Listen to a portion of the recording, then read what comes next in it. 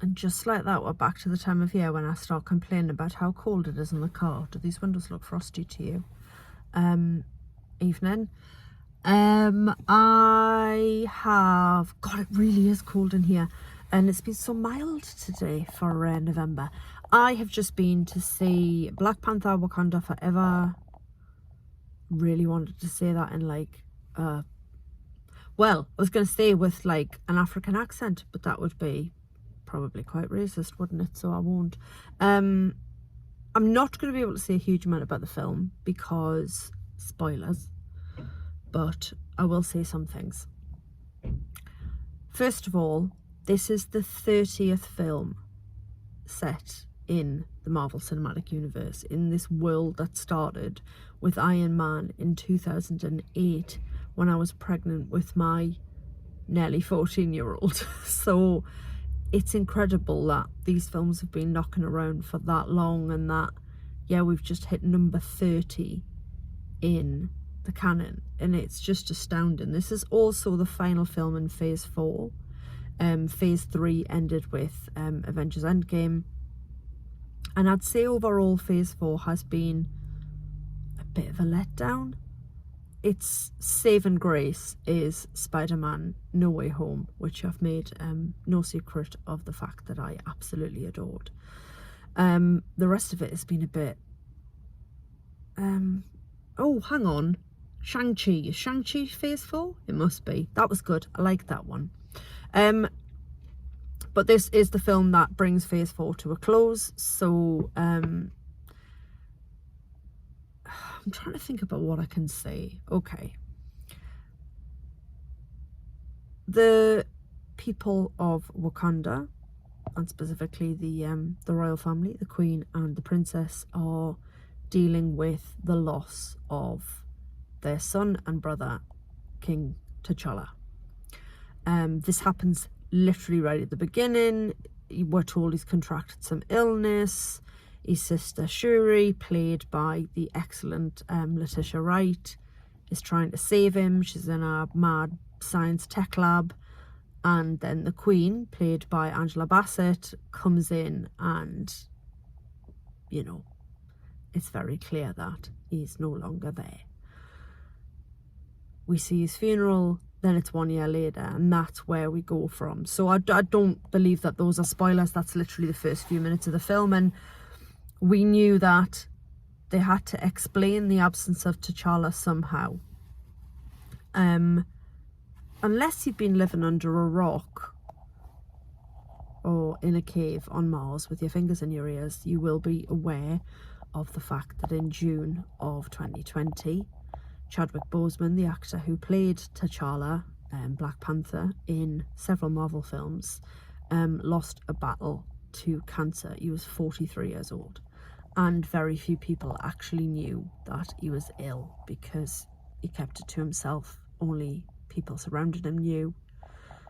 And I'll never forget, that sounds dramatic, but I can remember waking up in June of 2020 and checking my phone and seeing the announcement on Twitter, and I think the children were there, and I let out an audible "oh no," and then spent the rest of the day like crying on and off. Now, part of that could have been, 2020, but it just, I don't know, it just really punched me in the feels, because I really liked Chadwick Boseman.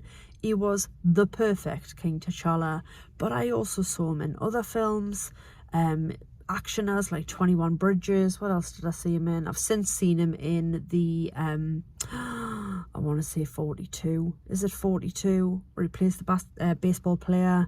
I've seen him in Ma Rainey's Black Bottom since he passed, and he was just an excellent actor, and one of those ones where you were excited to see what would come further on in his career. He also, by all accounts, was an excellent human being. He was clearly loved by his Marvel family, and yeah, his death was shocking and devastating. I salute the fact that they made the decision not to recast T'Challa. They could have done. That's the way they might have gone. You know, these comics have been around for a really long time, and maybe you just bring in another actor to play the same role and just don't talk about it. It has happened before, but they made the decision at MCU HQ to not do that, and I'm really, really glad, because I think it would have been an insult to his memory, and clearly that's what they thought too. So we don't have a T'Challa anymore.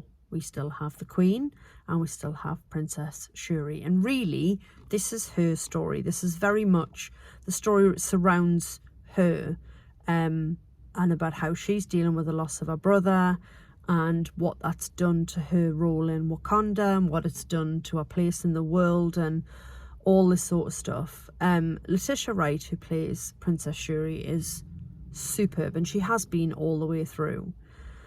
There are some clips and some flashbacks, and when you see her in the first Black Panther film, it's shocking how much younger she looks, because I kind of didn't realise, but obviously there's been quite a gap since that first one. And obviously she's in Endgame as well, Infinity War as well, probably, although when I try and think of one from the other, I struggle to separate them in my head, because they're just a big finale arc where I do lots of crying when I watch them.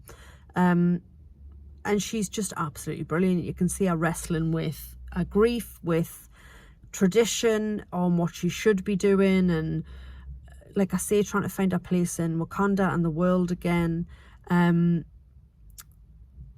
Plot wise, it's a lot to do with other countries searching for vibranium, which obviously we believe up to this point has only ever existed within Wakanda.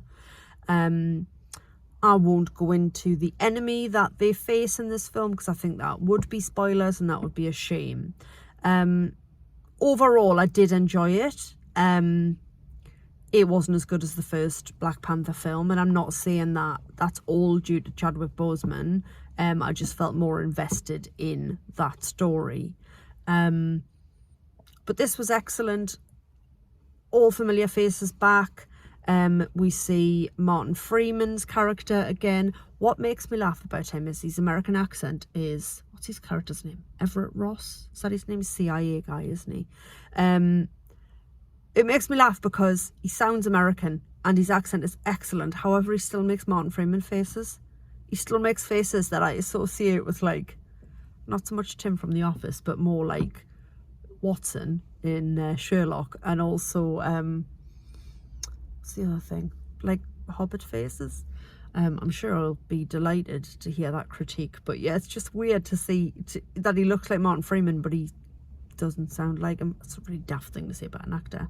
We have Julia Louis-Dreyfus back again. Still don't trust her. I don't know what she's up to, but it's not good. So that makes me excited for phase 5 as to where that is going.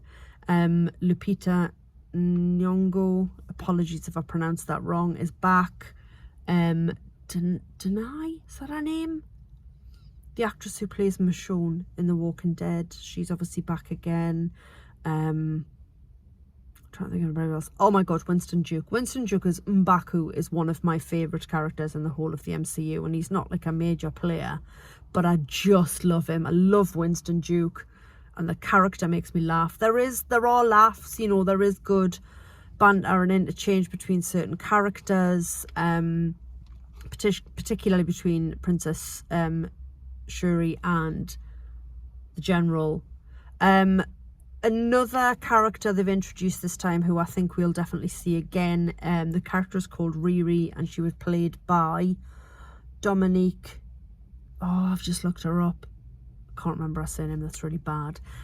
But a young actress who plays, she's referred to in the story as the scientist, but basically she's clearly a genius 19-year-old child prodigy who is very good with technology, and like I say, I think she will be back again. I'm nearly at 10 minutes for a film that I said I couldn't really talk about because of spoilers. One thing I will say, save your bum, and you can get it at the cinema earlier. There's only one post-credit sequence, not two. I say again, one post-credit sequence, midway through the credits, don't see it at the end of the credits, there's nothing there. The film was good. I liked it. It brings phase 4 to a close nicely. I'm going to go now because my car's really cold. Wakanda forever. Bye.